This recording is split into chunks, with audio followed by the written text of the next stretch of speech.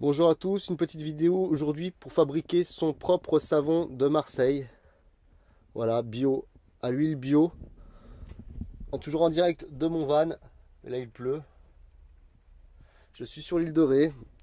Vu qu'il pleut, j'en profite pour faire un peu de savon et en faire une vidéo tutoriel. Donc pour ça, c'est assez simple à faire du savon en fait. Donc il y a quand même une réaction chimique, il faut prendre des précautions. Parce qu'on utilise de la soude caustique, vous voyez, qui est ici. Donc prendre des précautions, masque, lunettes, gants, car c'est très corrosif la soude caustique. Après, une fois que la saponification est faite pour faire du savon, il n'y a plus de risque, mais ça reste une réaction chimique, donc prendre des précautions. Donc pour faire du savon de Marseille, on en voit là, il m'en reste deux. Voilà, ça c'était mes premiers savons de Marseille. Donc il suffit tout simplement de l'huile d'olive bio de préférence, de la soude caustique que vous trouvez dans les magasins de bricolage lambda. Donc là c'est la soude caustique pure et c'est marqué normalement derrière. Convient pour la fabrication de savon solide maison. Bien respecter les dosages de précaution. Voilà, faut bien vérifier ça parce qu'il y a certaines soudes caustiques qui ne sont pas prévues pour. Donc il y a aussi besoin de l'eau déminéralisée, une petite balance de cuisine. Je me suis fait une petite caisse en bois pour le savon, hein, toute bête, à peu près de la taille d'une brique. Là, c'est voilà. Il faut du papier sulfurisé pour mettre dedans avant de couler le savon pour pouvoir le démouler beaucoup plus facilement. Un mixeur, blender, un bol, ça c'est pour mettre la soude dedans pour pouvoir peser la soude. Enfin non, je le mettrai dans ça pour peser la soude. Et ça je mettrai l'eau car je viendrai verser doucement la soude dans l'eau pour faire le mélange. Vous pouvez aussi acheter de la lessive de soude toute faite, c'est-à-dire que la soude caustique n'est pas en cristaux, elle est déjà en liquide avec de l'eau. Donc diluée avec un certain pourcentage, ça fonctionne aussi. Après, le rapport ne sera pas le même, parce qu'il y a ce qu'on appelle des tableaux de saponification. Donc faites bien attention si vous utilisez de la lessive déjà diluée, le dosage ne sera pas le même. Là, je parle vraiment avec de la soude caustique pure à diluer. Donc le déminéralisé, c'est important car les minéraux peuvent changer la réaction chimique. Il suffit maintenant d'aller voir le calculateur de saponification par rapport aux huiles. Donc là, en l'occurrence, c'est de l'huile d'olive bio. Chaque huile a un coefficient différent de saponification. Donc là, il faut le trouver dans les tableaux que vous trouvez sur Internet. Il y en a beaucoup, vous pouvez aller regarder. Donc, première chose à faire, peser l'huile. Donc là, je l'ai mis sur la balance. Je le verse directement dans le blender. Voilà. 895. Voilà, 1 litre d'huile d'olive. Hop. Là, je suis à 896 grammes. Donc voilà, ensuite je vais sur le calculateur de saponification.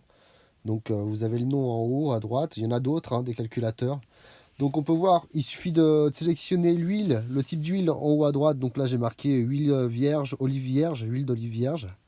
Donc il y a le taux de KOH, c'est 0,192, ça c'est justement le coefficient pour la saponification. Ensuite, donc j'ai rempli le poids, 895 grammes, et donc ça m'a donné, avec un surgraissage de 8%.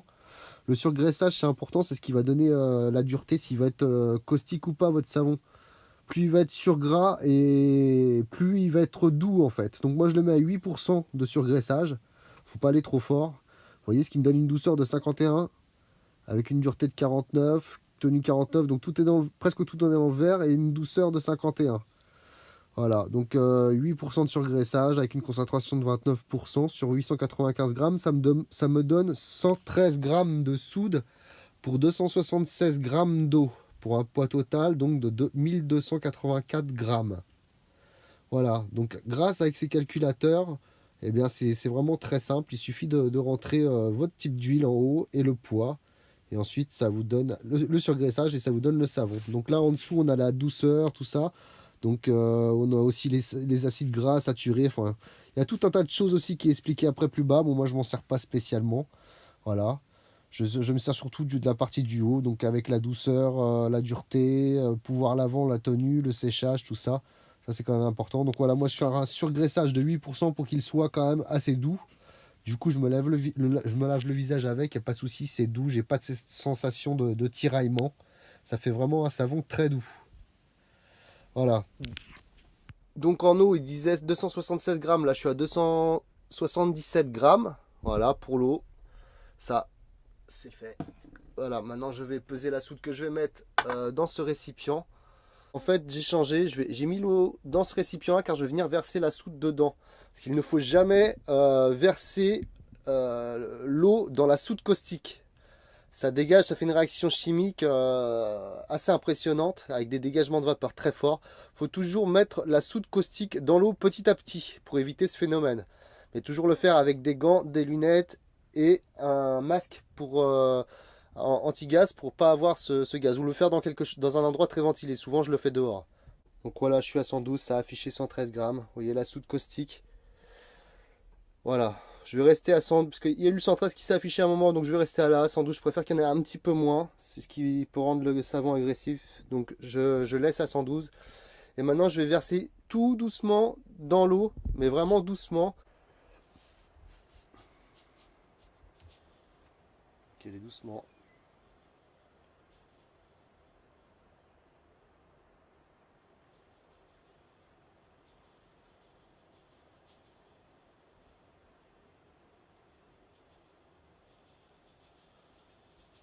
Je vais remuer.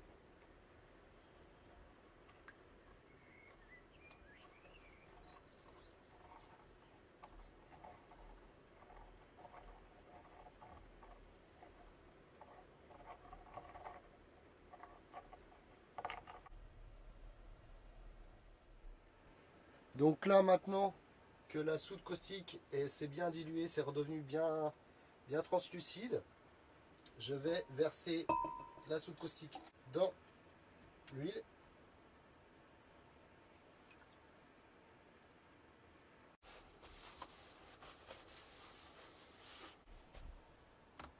Voilà, et je vais allumer le mixeur jusqu'à temps d'avoir ce qu'on appelle la trace.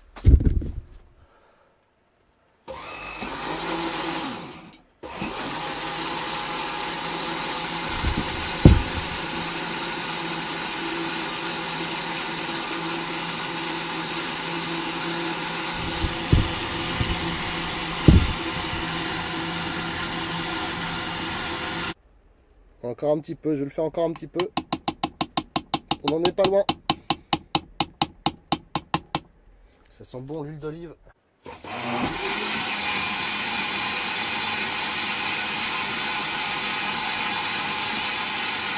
Donc là, ce qu'on appelle la trace est bien faite. C'est ce que ça ressemble à de la mayonnaise. Voilà. Donc à partir de ce moment-là, on peut la mettre dans la caisse à savon. Voilà, j'ai mis du papier sulfurisé pour pas que le savon colle dans la caisse, dans la boîte, pour pouvoir le démouler très facilement par la suite. Ouais, j'ai juste coupé un bout en large comme ça, une bande comme ça, que je suis venu appliquer sur le fond.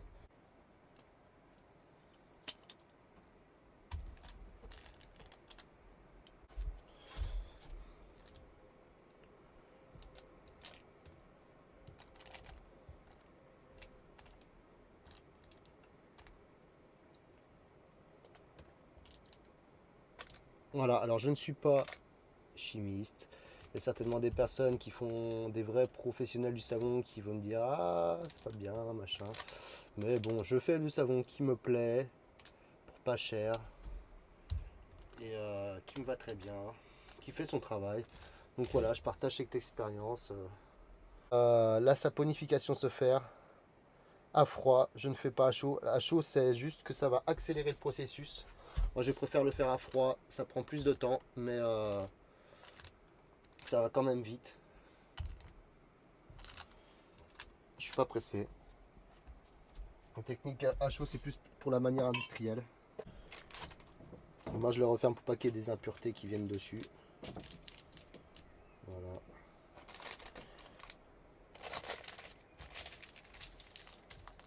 Et voilà. Et je viendrai le recoller, l'ouvrir d'ici peu quand ça sera un peu plus sec.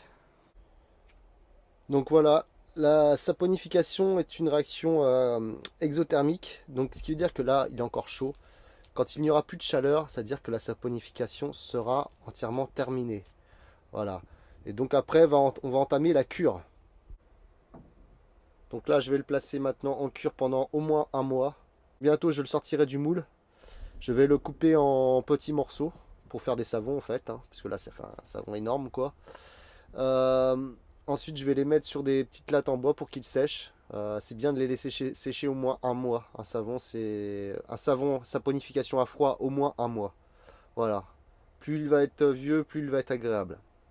Au bout de même pas une heure, ça commence à durcir.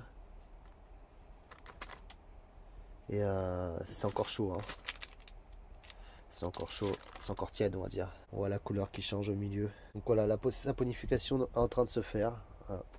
Dès que ça sera froid, le savon sera terminé.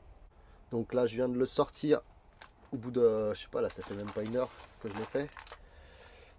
Vous voyez, il commence à blanchir, il commence à prendre, la réaction chimique se fait. Donc il est encore chaud, hein. Il est encore tiède. Bien tiède même. Vous voyez, on voit bien là que la réaction n'est pas encore faite. J'évite de trop le défaire parce que ça pourrait... Il n'est pas encore dur. Alors là c'est dur. Là clairement le savon est presque fait. Il est en train de changer de teinte. Voilà. Petit à petit il va devenir de cette couleur là en fait. Voilà. 3 heures après. C'est encore tiède. Il n'a pas blanchi beaucoup. Mais c'est en cours. Je viens de le retourner. Il est encore bien tiède. Il va blanchir. Voilà. C'est assez long. C'est un processus qui est assez long. Mais déjà demain il sera beaucoup plus blanc. Donc là bah, je vous montre si ça fait la mise au point. Voilà. Hop, ici c'est assez mou. Hein. Voyez. Bon voilà, au lendemain de la saponification, le savon est bien dur. Là il est fini à ce stade là, donc il est bien froid. Le savon est fait, mais il est quand même conseillé de le laisser. Je vais le laisser sécher quelques semaines, au moins 3 semaines. Plus vous le laisserez sécher et mieux ce sera. Il sera plus agréable. Par contre, il est déjà utilisable. Celui-là, je peux déjà l'utiliser sans problème.